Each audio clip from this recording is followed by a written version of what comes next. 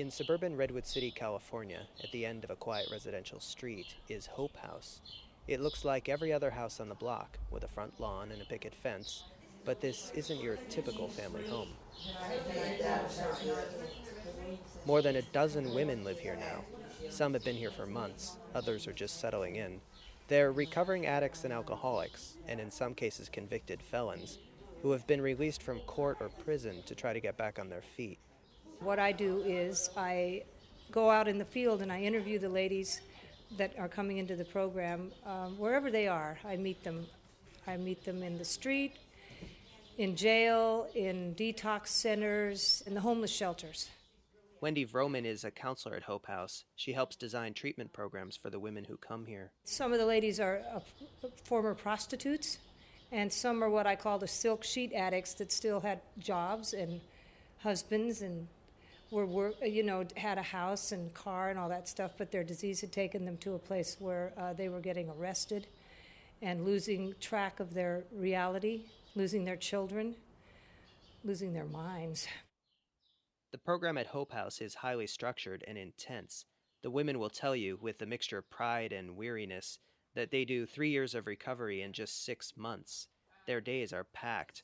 Counseling sessions, 12-step meetings, household chores, classes in parenting, job training, anger management, and this. We're going to start reading some Greek philosophy, some very old Plato. It's a class in philosophy. It meets for an hour and a half every Monday afternoon. All the women attend, participation counts, and they're graded by the teachers who are also professors at Stanford. What's wrong with lying? Why should you obey the law? Does it matter if you can get caught? What if you couldn't get caught? Is being a good person good for you, or is it bad for you? So we're going to look at those. That's Deborah Satz. She and Rob Reish, both professors in Stanford's Ethics and Society program, taught the first philosophy class at Hope House back in 2001. We were eager to try and find some way to bring Stanford resources off campus into the community. Stanford's a wonderful place, and the students are great, but you teach a narrow range of humanity, and I wanted to connect out. And we both read an article that appeared in Harper's Magazine by a guy named Earl Sharis, which talked about teaching liberal arts courses to the poor in New York City. And I think he's done it since then in prisons as well. And so we had that as a kind of model in our mind, and then proposed it to a variety of different places here at Stanford. But they didn't get much of a response at first, not until their idea reached Karen Franconi, the program director at Hope House.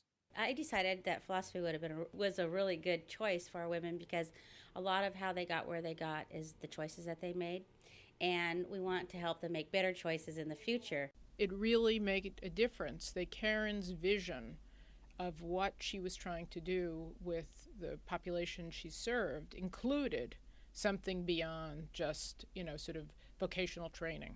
Our philosophy is to look at the whole woman and to help her in many different areas. They called it the Hope House Scholars Program.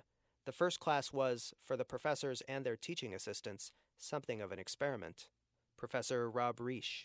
I, at the very beginning, knew absolutely nothing about the women's lives, why they were there, what they had done, what drugs they were on, what alcohol, what they were recovering from.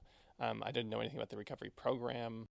We walked into a room. It was actually before they had a classroom, and there were about 20 women sitting around in a circle, very nervous in some ways and unsure of who we were, and we were a bit nervous and unsure of who they were. Okay. I think we're ready. Okay. And they were somewhat quiet at first. And I remember thinking, what are we in for? And Deborah and I sat on one side of the room, and we had a discussion about the train dilemma, and the women were unbelievably excited to talk about it. The train dilemma is one way the professors get their students talking right from the start. It's a hypothetical situation. You're the conductor of a passenger train speeding down the track with 300 people aboard. Up ahead is a sharp curve in the track. You need to slow down.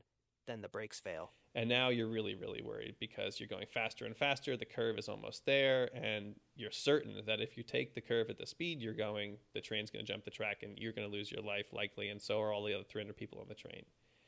at the last second, you realize you could switch the train to a different track. The track goes up a hill, which of course would slow the train down, and you'd be safe, and so would the rest of the people on the train.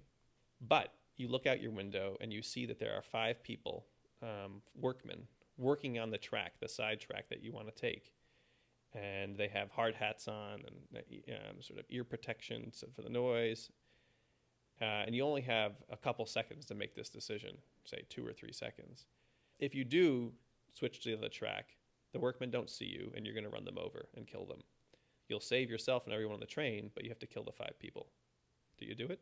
Just as students reach an answer, the professors change the variables. Let's say there are 300 people on the train again, but now of the 5 people who are on the side track, one of them is your brother. Do you still do it? Or the 300 people on the train are all, 85-year-olds. It's a senior citizen train to Daytona Beach. They've all lived a long, rich life. Does that make any difference in your calculation?